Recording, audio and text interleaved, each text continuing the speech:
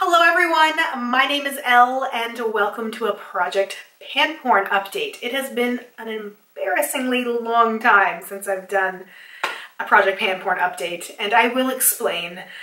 So I will have my last update linked down below, which I believe was in July, so it's been a little while, and I did honestly drop the ball on this project a little bit. I sort of lost motivation and kept putting off doing an update because I didn't really have anything to share, and instead of just calling it quits on the palettes I was working on, I decided to keep trying it, and it just was not working for me. Alright, so I had chosen 2 palettes to work on during my last update. In case you are totally lost and confused, this is a project where I'm trying to hit pan on eyeshadows, hence Project Pan Porn. It's a combination of a Project Pan and also that lovely tag Pan Porn, which you can search on Instagram and stuff to see the usage on people's products. So anyway, just a very brief explanation of what this project is. So the first palette I had chosen was from Lora, and this is the Afterglow eyeshadow palette.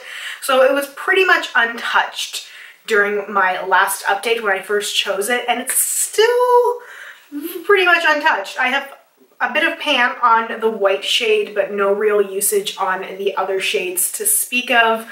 I really dislike this palette. The shades I thought I was going to like, the gold and the bronzy shade and the orange pinky shade, did not work for me. The 2 sort of metallic shades are very, very gritty, and the pink shade has a little bit of glitter in it, which I never noticed, but then as I was trying to use it as a crease shade, it was a little bit of gold glitter in there that was falling down, and I just did not like it. So I'm going to declutter this palette actually. I've been hanging on to it for a long time because I've had it for a few years now, and I kept thinking I was going to like it, and I really don't. I love the color scheme, I just do not like the formula of these eyeshadows. It could also be that it's old, so it's not performing as well. I've had so many people tell me that the Pro palettes are a really great formula and they perform really well, and I've never tried those, so maybe sometime in the future I will. But for now, this is definitely a palette that I am decluttering. So score 1 for the pan, and really score another 1 for the declutter because it's one less palette I have taking up space in my collection. And the second palette I had chosen was from MAC, the Warm Neutral x15 palette. Again, another palette that was virtually untouched when I decided to try and hit pan on some shades, and I hit pan on no shades, and it still looks pretty much untouched, although I have used a few of these golden shades quite a bit. If you also watched my Pan That Palette project, you would have known that I repressed a gold shade into that palette so that I would use it more, and I completely used up that shade that was half-baked.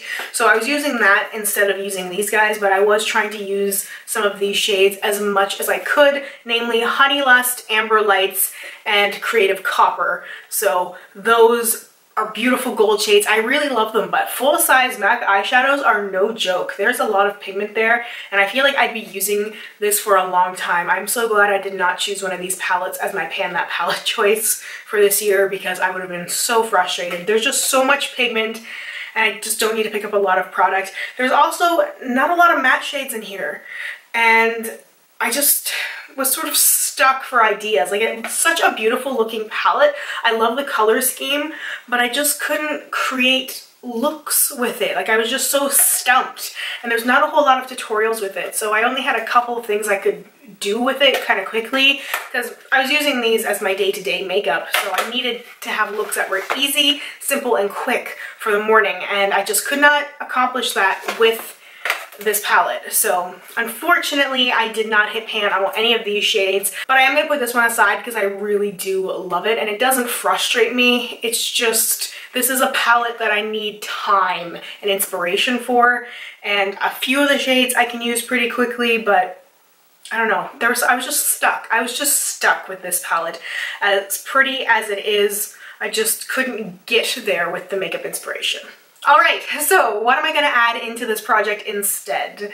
Well, I thought about it for a little bit, and I was sort of weighing the options between what I'm really drawn to right now and the stuff that's sort of just sitting in a drawer. And instead of forcing myself to use those things, I decided to go with the things that are new to me, that I'm really inspired by. Because life is short and I want to enjoy my makeup, and I feel like a palette declutter is really overdue because I have palettes that just aren't working for me, or like a couple of shades are good within a palette, but the rest suck.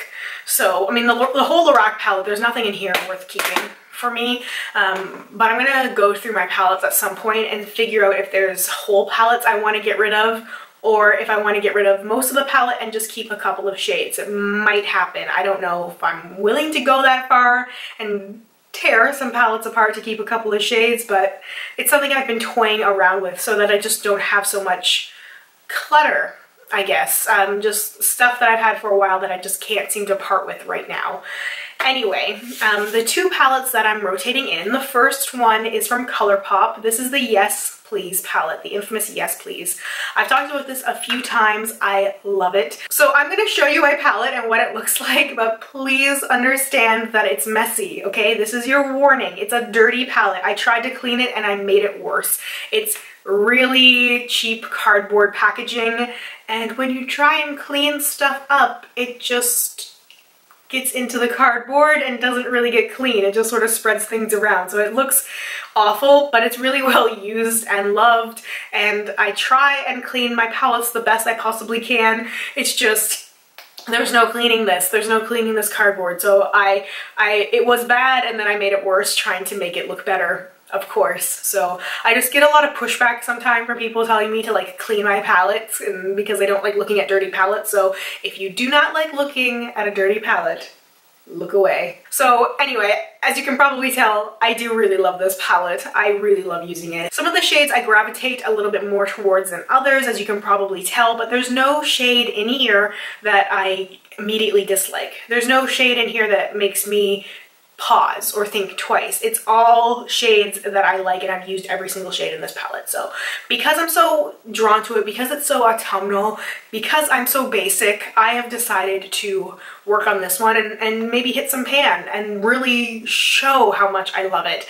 Because the problem is, a lot of the things that I love, I use sparingly. Like, I'll use when I'm doing my makeup for Instagram or for filming, but I don't use it that often day to day. So when I'm telling people and showing them how much I love something, sometimes it looks barely used. It might look dirty, but it looks barely used. So I want to get pan on a couple of these shades. So no particular goals. I can use this shade right here to set my eyeshadow primer, so I will probably hit pan on that in no time once I start working on it. And I'm just gonna have fun and play with these shadows, and also put it with the Burgundy x9 palette, because there's some really warm shades in here and some neutral cooler shades in that palette, and I feel like I can make those shades that I'm struggling with and that I'm not inspired by work with this thing, because it's so beautiful and I love it so much. So anyway, that's palette number one. And the second and the last palette that I'll be working on is Subculture from Anastacio.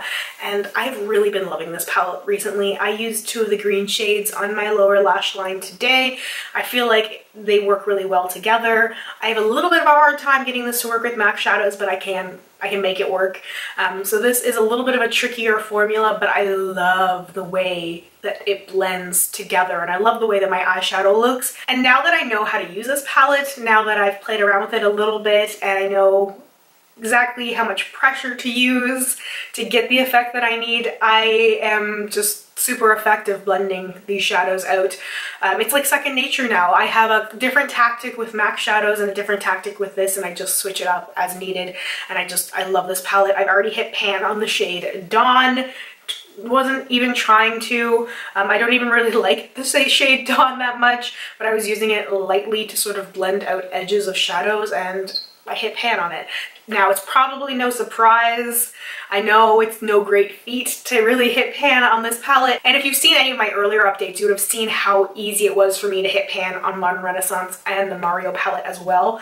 So I just want to show this palette some love because I'm really feeling this color scheme as well, and it goes well with the ColourPop. And I've already used some of these shades with the Burgundy x9 palette, like Adorn and like All Star and Rowdy. Like, I've already used them with it, so I'm just really excited to play with this palette more. I've sort of been holding back because I've been waiting to do this update so I could show where my palette look like now, but I'm so excited. I'm so excited to play with this more because this is one of the first palettes in a long time that just, it makes me happy to look at. Like, it's just a palette that just sparks something in me. It makes me want to play with makeup. It makes me want to create stuff. It makes me want to do fun things, and I just love the way that this palette makes me feel. So I decided that for this next month a bit, I am just gonna have a lot of fun. Anyway, I feel a little bit more of that spark back again, and I'm really excited to share this stuff with you guys. If you have any requests, suggestions, ideas, make sure to let me know down below. I'm still catching up, as you can tell.